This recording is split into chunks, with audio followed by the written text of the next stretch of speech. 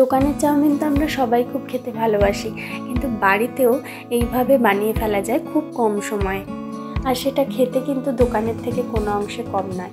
আজকে আমি বানাচ্ছি মিক্সড চাউমিন। তো চলো শুরু করা যাক। প্রথমে আমি চাউমিনটা ভালো করে বয়েল করে নেব। আমি যে চাউমিনটা আজকে বয়েল করছি এটা কিন্তু নর্মাল চাউমিন নয়, এটার মধ্যে এগ দেওয়া আছে, এটা হচ্ছে এগ নুডলস।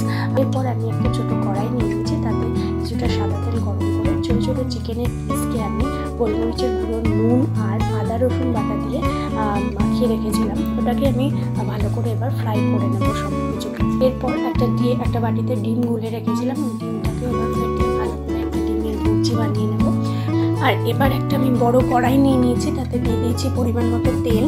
আর আমি এখন অ্যাড করব হচ্ছে ছোটো ছোটো রসুনের কুচি, আর তাতে দিয়ে দেবো স্লাইস করে কাটা পেঁয়াজ, করে দেবো লম্বা করে স্লাইস করে কাটা গাজর, ফুলকপি আর ক্যাপসিকাম। এটাকেও আমি লম্বা লম্বা করে কেটেছি। এভাবে ভালো করে নাড়িয়ে চাড়িয়ে নিয়ে আমি অ্যাড করে দেবো ভিনিগার আর সয়া সস।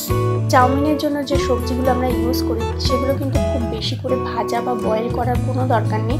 এইভাবে একটু নাড়িয়ে চাড়িয়ে দিয়ে আমি চাউমিনটা যে বয়েল করে রেখেছিলাম সেটা আমি দিয়ে অ্যাড করে দেবো।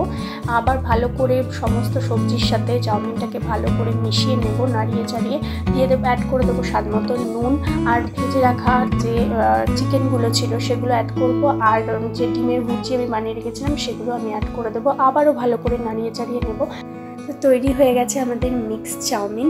আমি এর সাথে বানিয়েছিলাম একটা এগ পোচ, আর তার যাতে দেখতে ভালো লাগে গার্নিশের জন্য উপর দিয়ে একটু সাদা তিল ছড়িয়ে দিয়েছি আর একটু চিলি ফ্লেক্স দিয়ে দিয়েছি। দেখতে এতটাই টেম্পটিং হয়েছে, মনে হচ্ছে আমি কোনো রেস্টুরেন্টে খেতে এসেছি। আর চলো আমি তাহলে এটা এনজয় করি। তোমাদের সাথে দেখা হচ্ছে আবার অন্য ভিডিওতে, ততক্ষণের জন্য বাই।